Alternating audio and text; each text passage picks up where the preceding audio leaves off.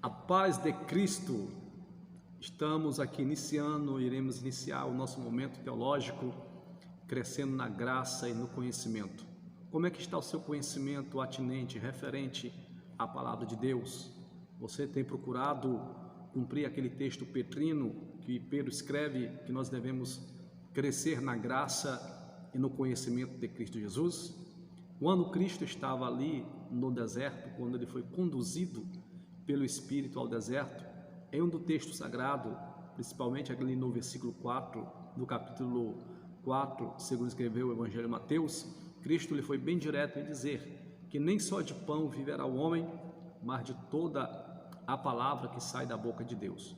Como é que está o seu conhecimento referente às Sagradas Escrituras? Você é capaz de defender a razão da esperança que é em vós? Portanto, meu amigo, minha amiga que está assistindo este vídeo, meu irmão, procure a cada dia se debruçar nas páginas sagradas, crescer no conhecimento da palavra de Deus, para que você possa defender, repito, a razão da esperança que há em vós. Você que está assistindo, você que é nosso seguidor desse canal, compartilhe os nossos vídeos. Você que ainda não é inscrito, inscreva-se, deixe o seu comentário, deixa o like, nos ajuda nesse projeto. Deus abençoe. E dessa vez nós queremos falar sobre o capítulo 3 do primeiro livro da Bíblia, de Gênesis. Nós sabemos que o capítulo 3 de Gênesis vai dar uma descrição, vai falar sobre a origem do pecado.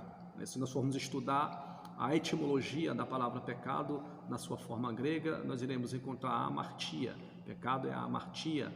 Temos outras expressões, temos outros termos que vai conceituar pecado, por exemplo, parabases, transgressão, numa linguagem numa linguagem interpretativa, pecado é errar o alvo. Pois bem, Gênesis capítulo 3 vai fazer uma descrição da origem do pecado. Como é que nós interpretamos esse relato de Gênesis capítulo 3? Qual é o nosso ponto de vista? Qual é o seu ponto de vista atinente ao capítulo 3 de Gênesis? Pois bem, nós como evangélicos, nós temos uma linha de pensamento, nós protestantes temos uma linha de pensamento. Mas antes de colocar a nossa linha de pensamento, como é que nós descrevemos Gênesis capítulo 3, existem alguns teólogos, e esses teólogos, eles descrevem Gênesis capítulo 3 como se fosse uma lenda. Alguns teólogos, esses teólogos que eu estou querendo dizer, são os teólogos liberais.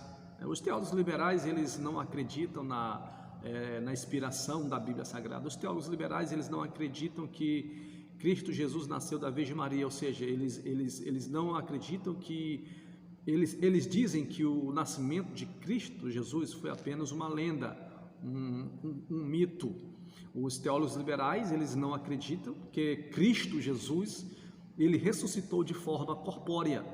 Os teólogos liberais, eles não acreditam que o inferno existe. Pois bem, e eles narram, eles contam que Gênesis capítulo 3 não foi um acontecimento histórico para eles, para os teólogos liberais. Gênesis capítulo 3 é apenas uma lenda. Mas existe também um outro segmento, existe uma outra linha de pensamento defendida pelos neo-ortodoxos. Os neo-ortodoxos também, eles não acreditam, eles não creem que ali foi um fato histórico. Os neo-ortodoxos, eles dizem que ali foi também um mito, como eles falam, um mito verdadeiro, apenas uma mitologia. Não houve ali nenhum elemento, repito, um elemento histórico, um fato histórico. Ali não é um fato, um acontecimento que aconteceu em algum lugar, em alguma época. Eles não acreditam dessa forma. Mas existe os conhecidos chamados como conservadores. E no meio desses conservadores existe dois grupos de pessoas. Existe aqueles que são literalistas, que interpretam Gênesis capítulo 3 de uma forma literal, não dando margem a nenhum elemento simbólico. E existem aqueles que interpretam Gênesis capítulo 3, dando margem a alguns elementos simbólicos aqui no capítulo 3 de Gênesis. Então, nós como evangélicos, nós somos conservadores, porque nós acreditamos que o relato de Gênesis capítulo 3 foi algo que aconteceu em algum momento, em algum lugar da história bíblica. Nós não somos como os teólogos liberais, que dizem que Gênesis 3 é apenas uma lenda. Nós não somos como os neo-ortodoxos, que dizem que Gênesis capítulo 3 foi apenas um mito. E para nós refutarmos essa ideia, tanto dos teólogos liberais como dos neo-ortodoxos, nós podemos citar pelo menos 2 textos paulinos, e existem outros textos, mas eu quero deixar apenas 2 textos. O primeiro texto, um texto muito conhecido, quando Paulo escreve aos Romanos, principalmente o capítulo 5, versículo 12, um texto conhecido, que vai dizer assim: pelo que como por um homem entrou o pecado no mundo, e pelo pecado a morte, assim também a morte passou a todos os homens, por isso todos pecaram. Esse texto bíblico vai refutar a ideia lendária dos teólogos liberais e também vai refutar a ideia dos neo-ortodoxos, que eles dizem que Gênesis capítulo 3 foi apenas um mito, não existe elemento histórico, e que Paulo aqui está citando de uma maneira bem clara o nome de um personagem, Adão. Por intermédio de Adão, conforme foi supramencionado, o pecado ele entra no mundo. Um outro texto sagrado que nós podemos utilizar para rebater essa ideia liberal, dos teólogos liberais e dos neo-ortodoxos, quando Paulo escreve para a igreja de Corinto, o capítulo 15 e o versículo 21 e 22. Paulo escreve dessa maneira: assim como a morte veio por um homem, assim também a ressurreição dos mortos veio por um homem. O versículo 22.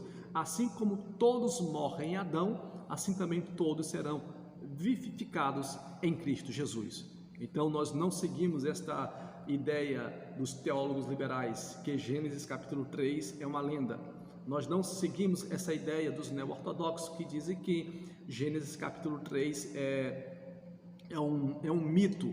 Não, nós somos conservadores, nós acreditamos que Gênesis capítulo 3 foi um fato, algo que aconteceu em algum momento, em algum lugar, em alguma época.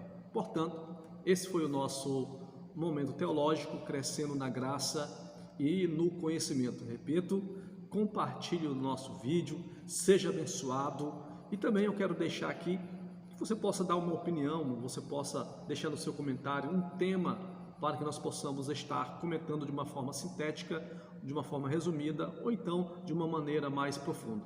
Deus abençoe, fique com Deus, compartilhe o nosso vídeo e seja abençoado, e a cada dia cresça na graça e no conhecimento do nosso Senhor e Salvador Cristo Jesus.